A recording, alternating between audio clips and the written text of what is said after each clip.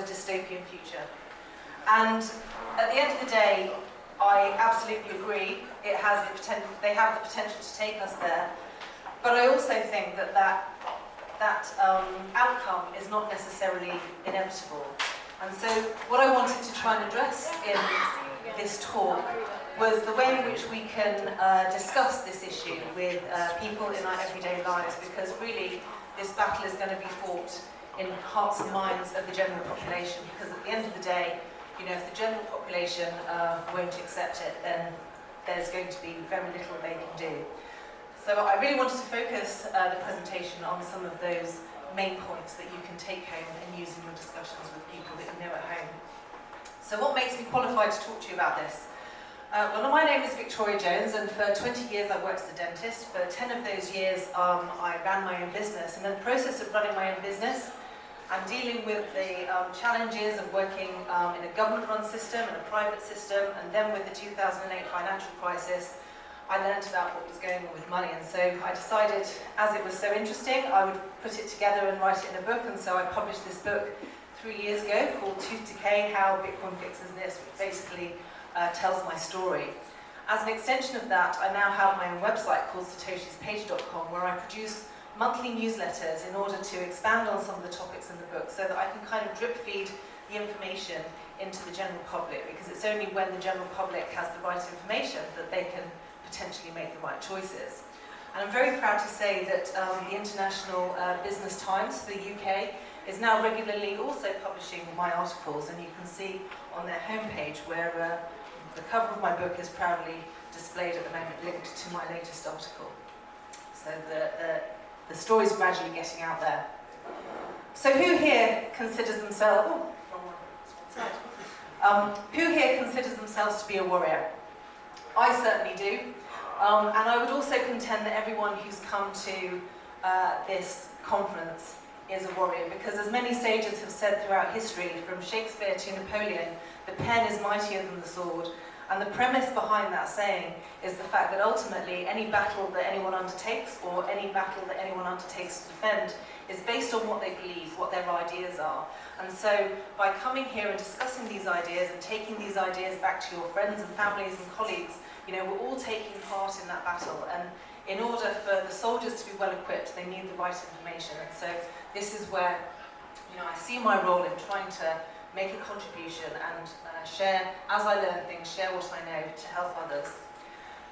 And so, you know, as I said, my background was as a dentist, and in 2019 I gave a talk in Birmingham about Bitcoin for business. And what I highlighted in that talk was 5 main reasons why a business owner might be interested in Bitcoin based on what I'd learned through my own experience. And so, you know, the first thing that motivated me was the financial crisis. Before the financial crisis, as a dentist, I had no idea how the broader financial system worked, so that really opened my eyes.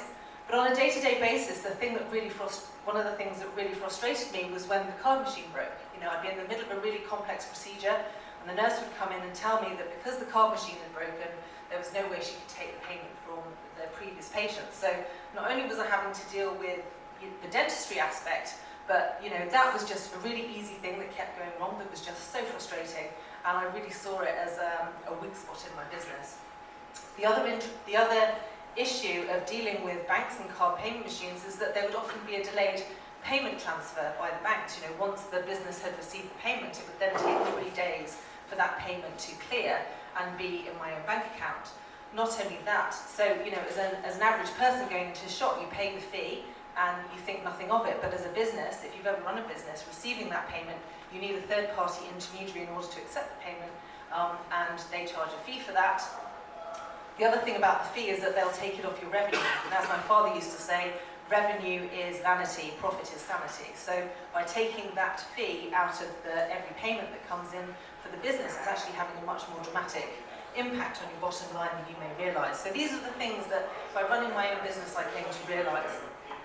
As I've already mentioned, the difference between working in a government-run system and a private system was something that I continued to explore, and eventually I came to the conclusion that that was influenced by how the money system was set up. And then also as a business, you know, I was interested in the security of my capital and the dangers of inflation. And I know Michael Saylor's gone into great detail teaching people about that. So those are the 5 key reasons why I was interested in Bitcoin. Bitcoin. That's what motivated me to get interested in it. And so, when we start to look at what's going on with some of these digital currencies, if you actually read their literature, what you find is that there's two of these issues that I highlighted in 2019 that they really seem to be focused on. And this is where the speed of the payments, in terms of the card payments, and also making them quicker. And this is actually a very clever tactic, because, as I say, prior to them getting involved in central bank digital currencies, there were two good reasons that they hadn't yet pursued in order to undermine the arguments for Bitcoin. But now it would seem with their central bank digital currencies, they are pursuing that with great vigour. Not only that, these ideas are now seeping into the economy. So when you're thinking in terms of a battle, what you want to do is you want to strengthen where you realise your weaknesses are, and you want to undermine the weaknesses of the other party. And if we look at the mainstream media, there's currently an advert going around in the UK which demonstrates this beautifully, and I'll just share it with you now.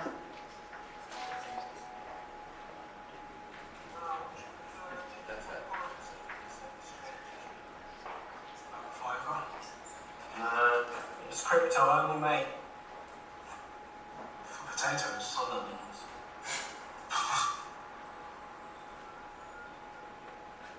What a load of malarkey. I think this advert's just brilliant because it really, this poor farmer, he's clearly one of us doing his best to try and start the revolution by being a business owner who accepts cryptocurrencies. Because, my personal opinion has been often that I think broad adoption will happen when the business owners are motivated to accept it as a form of payment. But of course, here we've got a perfect advert illustrating how immature the technology is. It's not quite ready for that. And of course, this is what the central banks are directly focusing their efforts towards. So if we look at the perceived advantages, 24/7 and convenient, it may well seem that the payments we make on a daily basis are convenient, and we've also got instant payments and faster payments between the bank. But actually, when you go behind the scenes and you look at businesses, for them, that's not actually the case at the moment. And so there are efficiencies of the system that are to be had on that level. And you've also got competitive pricing, more efficient. If they can find a way of doing direct digital payments, the use of these third-party intermediaries that currently own and run our card payment machines would be eliminated. This would make the pricing of the fees that they're charging for the revenue much less than they are now, which would have an impact on businesses' profit. So actually, where Bitcoin had the advantage, even though it was charging even though they were charging a fee, it was still a much smaller fee, and made business sense for a business to start charging Bitcoin. But of course, if the central banks come in and undermine that competitive advantage, we've got a much bigger battle on our hands. So these central bank digital currencies, they're trying to compete with Bitcoin, but if it looks like a duck and quacks like a duck, is it a duck? Not necessarily. And of course, lots of people have heard about crypto. The fact that the central banks are now getting involved in it, a lot of people will just kind of go, well, there's no way we can fight that in a million years, so we'll just leave it be. But, it is important to have the conversation because, as we've just heard, there are some unseen disadvantages. We've got barriers to entry like a social credit score. And some people will often push back on that argument and say, well, there would be uproar if they did that, so they would never implement it. But we've already got a situation in the UK where one of our very prominent MPs has just been cut off. Nigel Farage has just been cut off from his banking services, and many of us know people in our peer group who've been cut off from banking services because the bank suspected that they were involved in crypto. So it's already happening. We can see that they already abuse their power in that way. There's also discussion about payment limits. Now, if you read the literature on these central bank digital currencies, they're talking about the fact that when they first introduce them, there's going to be a limit in how much people are going to be able to use them, presumably so they can keep an eye on the amount of money in the system. And of course, that's the excuse they use now. But of course, if they include those gates right at the beginning and then eliminate them, how long is it before some people have access to high limits and other people have very little limit, again excluding them from the system. And then we've also got the issue of data mining, which can be used as a tool of manipulation. Now, this is a much bigger topic than I have time to go into today, but I did do a talk on this in Romania in 2019, and if you're interested in watching that, there's a QR code to the video on YouTube, which you can scan and then maybe add to your playlist to watch later. So, how do we actually go about continuing the argument for Bitcoin, given the fact that these 5 powerful arguments are now being undermined by 2 of them? Well, that still leaves 3. The financial crisis, obviously there are a number of people now who understand the distortions in the financial system. Not everybody clearly, but many people do. You've also got the issues and how that's playing out in terms of our welfare services, and you've also got the issue of capital security that a lot of businesses are interested in. So how do we explain to people, what are the strong arguments that we can use when we're actually talking to people about these issues? And the topic that I like to explore, that I often explore in some of my newsletters, because what I find so interesting about the history of modern money is there's so little that we've ever been taught about it in our schools, and even the things that we are told about it, often when you go in and read the information itself, the arguments that you're given are rather distorted. So even though I know this is a topic that's familiar to many of you, I just thought I'd do a whistle-stop tour in terms of the history of modern money, just so that, in case there's some nuggets that you hadn't realised or didn't know about, that you can then share when you get home.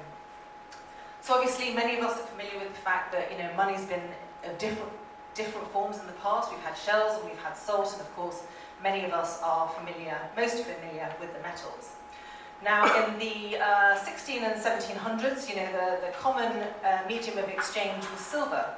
Many people think that the first central bank was the Bank of England, but actually the original central bank that the Bank of England was modelled on was the Bank of Amsterdam, which was actually set up in 1609.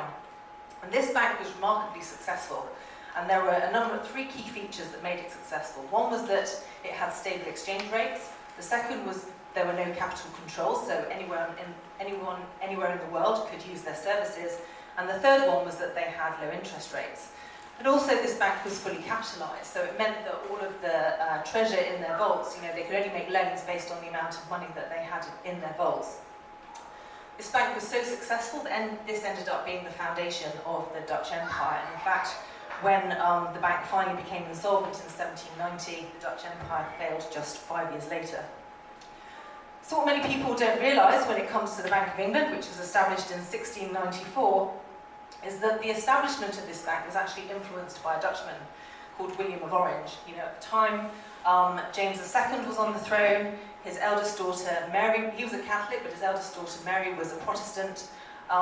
And so, the people of England, they decided they didn't like the Catholics. They wanted the Protestant. They were prepared to put up with James II until Mary could go on the throne. But then he had a second wife who had a child, and she was Catholic. And also that child was a son. So he then became the legitimate heir for the Crown of England. And so because there was so much controversy about who was going to be on the throne, there were some powerful players who were incentivized to argue for William of Orange's place on the throne rather than their new prince. So of course, in situations where the outcome is controversial, it requires an argument, and often those arguments, to win those arguments, you need money. And it turns out the amount of money that it required to get William of Orange on the throne was 2.5 million. And so of course, once he was on the throne, the people who lent him that money wanted some payback. And what was it that they wanted in return? And what they wanted was to settle Bank of England. And there were 4 key clauses that went into setting up this Bank of England, which I think you'll find very interesting. Now, if you look on Wikipedia, they will tell you who proposed the idea for the Bank of England, but what they will never tell you is the names of the men who made the loan originally. Those loans, it was part of the agreement that they remained secret, and to this day we still don't know who they are. And so they wanted this charter to establish the Bank of England, and they wanted to remain secret. The other thing they wanted was to be granted the legal right to establish the gold standard, which is interesting because, of course, the bank in Amsterdam was based on silver, so this was the beginning of the gold standard. And what they also instituted in this charter was that they could make loans to the value of £10 for every £1 value of gold on deposit in these vaults. And this was a new innovation because, of course, the Bank of Amsterdam had been fully capitalised. This was the first time they'd tried something like fractional reserve lending. And I think this was brought about because one of the things they'd witnessed with the Bank of Amsterdam is it did go through a series of financial crises. You know, whenever there was a big debtor who couldn't repay on their loan, there would suddenly be a run on the bank because everyone was scared that they were about to lose their money. And this was a pattern they'd witnessed over time. And so presumably they wanted this fractional reserve because they thought it would give them a buffer in situations where they had bankruptcy. Presumably they felt that they could make up the money in other ways. But of course, we all know how that story is ending up. And then the final clause was that they wanted to be permitted to consolidate the national debt and secure payment of amounts due as principal and interest by direct taxation of the people.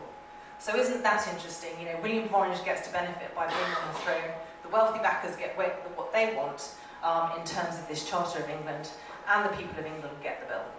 I'm quite sure they weren't asked permission for this, but certainly, you know, when you look into this, what went on here seems extremely shady.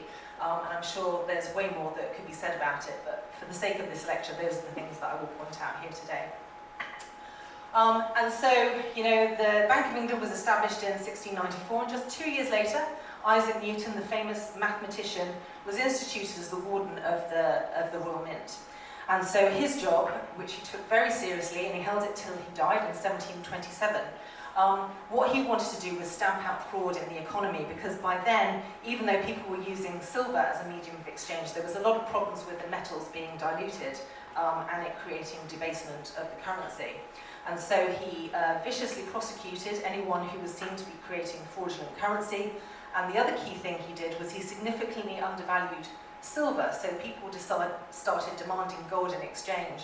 And less than 200 years later, this was incredibly successful, because by 1880, almost every single country in Europe was on the classical gold standard, which meant that their currencies were valued against a fixed amount of gold. And actually this worked extremely well. The fact that everyone had their currencies matched to a certain amount of gold meant trade was much easier. You know, it's really easy to work out you know, how much people owed, because they're all using the same metrics. But of course, this all fell apart in 1914 with the First World War.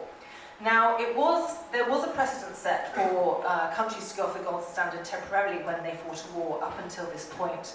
But of course, the First World War became so big and so vast, even though they tried to use this trick. I mean, normally, you know, when they went off the gold standard, whoever lost would pay the winner reparations, and so that was how they would restore their currencies. But of course, this war became so big. When Germany lost the war, they were given such a big bill, there was no hope that they could ever pay it. And of course, that led to the hyperinflation of Weimar Germany. So by the early 1920s, you know, most of Europe was looking on in horror, thinking we need to get back to the gold standard, or this is going to happen to us. And so they had to come up with a fix, and what they came up with was the British gold standard in 1925. And this was actually the idea of Winston Churchill when he was Chancellor, before he became Prime Minister. And what he instituted, he stopped people from using gold on a daily basis, and he instituted the idea that gold bullion could be moved between countries to pay their debts. And because there'd been an agreement in 1922 that countries could hold other countries' currencies as reserves, his idea was that people would trust the British pound so much they'd hold the British pound in their reserves, and so not much gold would move. But the Europeans were pretty savvy, they weren't buying any of this, and so they decided that they were going to have their gold rather than British pounds. But the one country they could convince to play ball was the United States. And so as the United States continued to devalue their dollar, they experienced the 1920s. But when the gold exchange standard started to kick in 1929, of course, that's what led to the stock market crash of 1929, the Great Depression, and the Second World War. So this gold exchange standard was an abject failure, and you'll often find prominent politicians arguing against a gold standard on the basis of the fact that it failed at this point. But the truth is, it actually failed when the countries were forced to come off the gold standard in 1914, because if they hadn't done that, World War I wouldn't have been so big. We wouldn't have the Weimar hyperinflation, we wouldn't have had the Roaring Twenties, we wouldn't have the stock market crash, we wouldn't have the Great Depression, we wouldn't have the Second World War, you know. All of these bad things extended from those bad decisions. And so after the Second World War, you know, they tied the gold exchange standard again, but by this time, America had managed to keep their noses clean and out of the war for as long as they could, ended up with all the gold. And so they set up the gold exchange standard using the US dollar rather than the British pound, and that was the point at which the British lost their empire and it went over to America.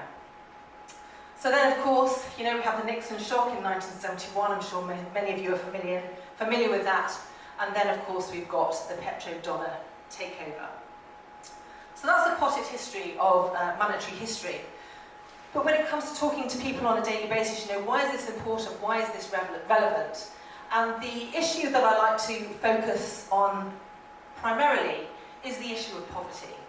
Now, when you start looking into poverty, where's the logical place to go to look at that? And that's the United Nations. They maintain that they're fighting poverty on a daily basis. They want peace, dignity, and equality on a healthy planet. And so they have a lot of data about poverty. They will tell you that there are 734 million people worldwide that live in poverty. I'm not sure where the other 3 zeros went. It's meant to say million. 55% of those have no social protection, and only 22% are covered by unemployment benefits. So again, here in the West, many of us were bribed really into not making too much of a fuss when we came off the gold standard. This is when all of our welfare services were introduced, but of course they're only available in our local vicinity. Unless you visit the rest of the world, you don't realise that most of the rest of the world don't have access to this at all. And the way in which the United Nations measure poverty, they will tell you that it's defined as those living at or below the ability to spend $1.90 per day. And they say, this is terrible because 10% currently live below this level. But they are making progress, because 16% were living below this level in 2010, and then 36% were living below this level in 1990. So effectively, they've achieved a 26% reduction in the level of poverty worldwide since 1990. But of course, those of us who are more savvy understand that there is a lot of misinformation in this data. Because if you look at the value of dollar compared to gold on those dates, in 1990, 1 ounce of gold cost $384. And in 2022, the cost of an ounce of gold was just under $2,000. And so, in effect, the price of the dollars they're using as that measuring tool has devalued by 80%. So, in real terms, poverty is getting way worse. It's not getting better at all. But if you just take the data the United Nations give you on the surface, you'll believe they're doing a great job. You go, excellent, someone's taking care of that, I'll go back to doing what I was doing. But of course, you haven't got the correct information. Expanding on this, the Centre for Global Development has actually done a study on poverty rates and reduction in poverty rates. And one of the interesting things they found was that we experienced countries around the world experienced the greatest reduction in poverty in the 1800s. And in fact, it was 1960 where the reduction in poverty levels really started to level off. But again, part of the problem is that their data is collated using the US dollar. If you put next to it a graph of the value of gold compared to the US dollar over the same time period, you will see that as the poverty levels start to level off, the price of gold against the dollar is absolutely skyrocketing. So what this tells you is that poverty levels were actually, they don't say that correlation is causation, but I'd say here there's a strong argument that poverty levels were decreasing here because that's when we had a classical gold standard, and that was the measure of the money that we use to transact with every day. At the end of the day, if you're working hard and you're saving money in order to make progress and create wealth in your life, if behind the scenes someone is always stealing value from that, you will never make progress. And so ultimately, this is a key cause of poverty, and most people, even in the West, will be concerned about that because, of course, even in the West, we're surrounded by people that we know who are rapidly falling into poverty as inflation takes hold. So where is the hope in all of this? One of the quotes that I particularly like is the one by Safedine in the Bitcoin Standard. He tells a number of stories of societies where they had money that couldn't be inflated, and as soon as someone came along and found a way to inflate that money supply, that was the beginning of the collapse of their society. As long as there is in existence a form of money that's harder than the one that's being commonly used, it's only a matter of time before that inflated money starts to fail, because history shows it is not possible to insulate yourself from the consequence of others holding money that is harder than yours. So, with that thought, and that strong argument in mind, that's probably all I've got time for today. If you're interested in more information, this is my website, satoshispage.com. We've got this little video which is just showing you how my website works. There's a link to all of my newsletters. Earlier this year, Elon Musk announced that he had now put together a system for people to make micropayments for individual newsletters, but I beat him to it by 2 weeks. I've now got a lightning paywall on my newsletters. The most recent one is always free, and so you've got the possibility of signing up to the newsletter to get the free one. This is just showing the QR code coming up, but in a moment the payment will go through and you'll see that there's a spray of confetti to say that the payment's gone through, and I'll show you what the article looks like once the paywall is cleared. There's also an option for individuals and businesses if they want to share the newsletter but they don't want the people they're sharing it with have to deal with the paywall. They can sponsor the newsletter. If they sponsor it, there's a possibility for that business to be included on the newsletter, and there's only one business or individual per newsletter. So unlike a lot of these websites where they've got multiple adverts, you're getting a captive audience. So there we go. That's where I'll leave it. Thank you very much.